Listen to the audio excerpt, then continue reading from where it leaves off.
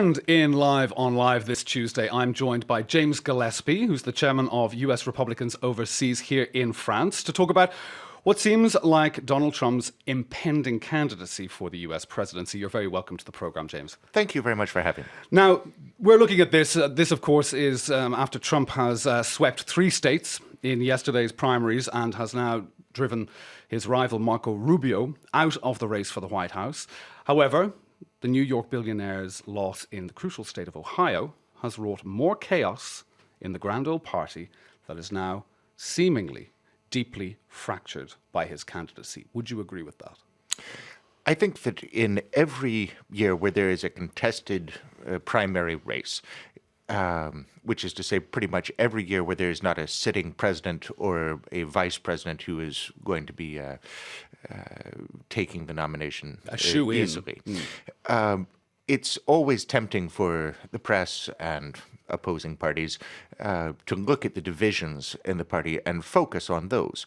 For instance, right now, I would very much like to believe that the Democrats are deeply fractured between Hillary Clinton and Bernie Sanders. However, the reality, historically, is that regardless of whatever arguments might be made within the party during the primary season, the parties generally will come back together to fight the general election in the fall. And I think that any speculation about third-party bids or a fracture of the GOP at this point would be very premature.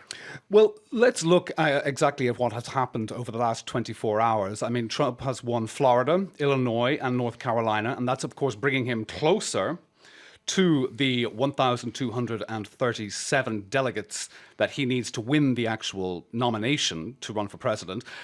But there is a certain dilemma here. I mean, Republicans can either get behind him or, basically also Republicans who don't necessarily agree with his policies, or go on trying to stop him. But that would, of course, still fracture the actual unity of the party. But do you believe that real GOP, dyed-in-the-wool GOP Republicans who support the political ethics of Abraham Lincoln can get behind this reality TV billionaire?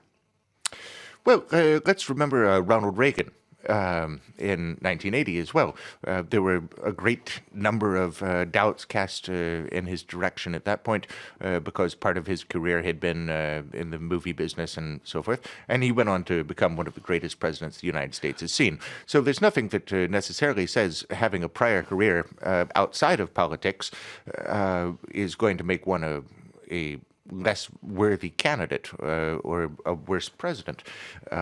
If I were going to choose between a billionaire who had made his money in real estate and media or Bernie Sanders, a lifelong socialist, I think that most of the U.S. would agree with me that Mr. Trump would be a better option. But let's look, I mean, you mentioned Ronald Reagan there. Like, back in the campaign of 1980, he mobilized famously the moral majority.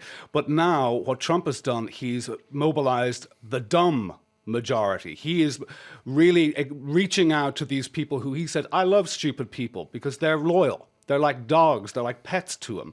I mean, how can we actually look? I mean, there is a certain malaise around the world at the moment where Americans and indeed Europeans are in a downward spiral of anti-politics, basically anti-establishment, and dangerously, however, nurturing populism. I mean, we see it in the UK with various rhetoric coming up about Brexit, but also in the United States where now Trump is his fans are getting out of control. His supporters are like pit bulls here.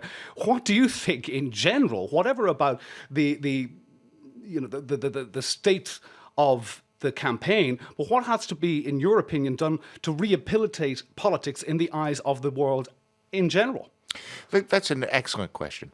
What we're seeing this year, I'm deeply convinced, is the culmination of years of frustration and one could almost say a feeling of betrayal on the part of a large number of people. These are folks who have worked all their life, played by all the rules, and feel like they have been ignored and forgotten by political elites in Washington. they themselves have to show a passport when they come through immigration control. And they wonder why other people can simply skip across the border. They have to pay all of their taxes. And they wonder why some people simply don't seem to be required to. They're tired of elites in the media calling them various type of epithets simply because they are religious, they go to church, they believe in their family, they're patriotic, they love their country, they support the police and they support the military. And they're tired of being looked down on because of these very fundamental, natural American positions. I think that all of the candidates in the Republican side of this race are speaking directly to those people, people who have seen the last 8 years under Obama, the country heading in entirely the wrong direction, and them being blamed for it, when in fact they are not the problem. And all of the candidates, without any exception, have been speaking to that sense of frustration and anger, which is in fact quite legitimate. But this, this mass of people come across, especially from a European's perspective, as a very insular bunch of people. They're very much homegrown issues that they are very angry with, and they have no concept. Well, what comes across is they don't seem to have any concept that goes outside of their state. Whatever happens outside is not their business. They're very much concentrated on an insular level. But, when looking from the outside in, I think it's right to say that the world is scared of Donald Trump becoming president. Now, can you rationalize that we shouldn't be afraid of Donald Trump as a president? Well, I'm not going to support any of the various candidates at this point. However, I think that the world should be more afraid of continuing the policies of Barack Obama. What we've seen over the last 8 years is really very, very, very troubling. The situation in Syria has been a complete disaster. Ukraine has been abandoned and forgotten. The general position of the United States worldwide has been one of pulling back from its allies. But one could also say that was mission creep. And for our allies in Europe, I think that if you ask in the foreign ministries of Britain or Germany or France or Italy, anywhere, you will hear a sense of resentment about the Obama administration's positions. And this, I think, is much more troubling than anything the Republican Party would do upon its return to the White House. But the aspect, sure, one of the great failures of the Obama administration has been the policy on Syria, and of course what the tenet that was set by allowing Ukraine, or by allowing Russia to annex Crimea, was setting a precedent that we haven't seen since World War II. But Surely one could see also that the reason that there was no direct intervention was because of the policies of his predecessor, George W. Bush, who went in all guns blazing and has left a mess behind him 15, 16 years after he actually first took office. Yeah, all presidents deal with the results of prior presidents' activities. That's certainly true. But in the particular case of the Ukraine, let's remember that Hillary Clinton, now the probable candidate for the Democrats for the next presidential election, was the one who tried to engineer a reset with Russia at the beginning of Obama's administration, which was an utter failure. This was a complete disaster of a foreign policy. And George W. Bush's policies have nothing to do with the enormous loss of life and suffering in the Ukraine. There's no way that one can put that on his plate. Just to come back very briefly to a comment that you made earlier, the U.S. politics almost never turns on foreign policy. Foreign policy generally is something that interests the media and a very, very, very small slice of the electorate. 1992, it's the economy, stupid. I mean, it's all of these catchphrases that are all got to do with the common man. What was it? The lost middle classes was Clinton's campaign in 1992. All the way back to the turn of the century, a chicken in every pot, and so forth. the main issues that drive American politics are, in fact, domestic issues. But that doesn't mean that voters are not influenced by candidates' positions on international matters. In particular, this year, the question of illegal immigration, which plays out as a domestic issue, but obviously has larger international repercussions. And I think there the difference between the Republican position, well, regardless of what candidate we're talking about, and the Democratic position is extremely clear. It is one of the great demarcations that is coming out in the elections this year. The Democrats are in favor of essentially unrestricted immigration.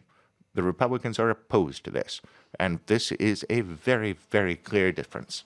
Never the twain shall meet, indeed. But surely the rhetoric that Donald Trump is putting forward is based essentially on hate. It's based on fear. It's based on building a wall. It's based on saying we're going to challenge the Mexicans. We're going to say to Mexico, you're going to build a wall. You're going to pay for it. I'm going to show you how things are going to be done. I'm going to run this with you. Do you not think he'll just blunder in there like an elephant, or should I say a bull in a tea shop, or whatever, I'm mixing my metaphors here. But I mean... Oh, it could be worse. It could be a donkey.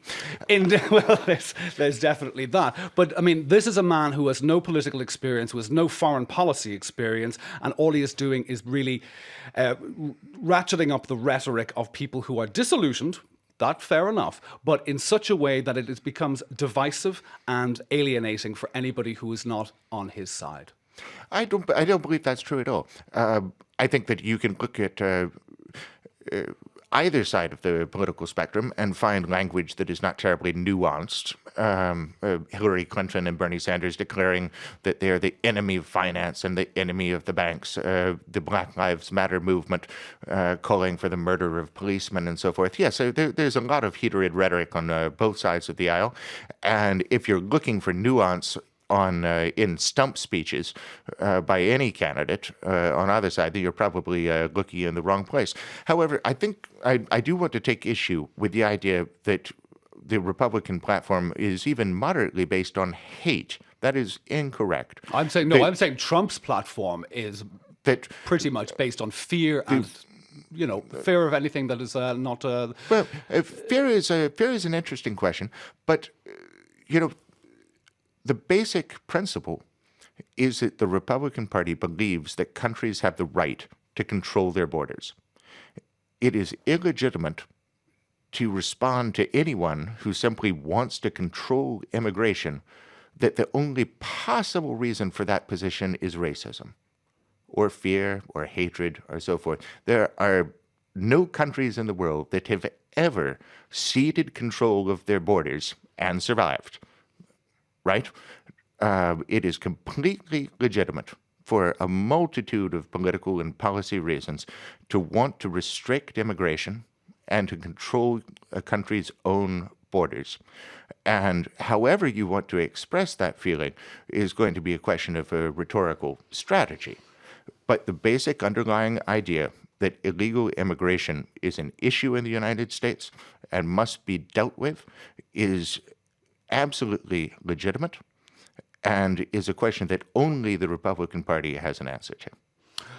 Thank you very much for your point of view there. James Gillespie, the chairman of Republicans overseas here in France. Thank you for being on the program today. Thank you very much.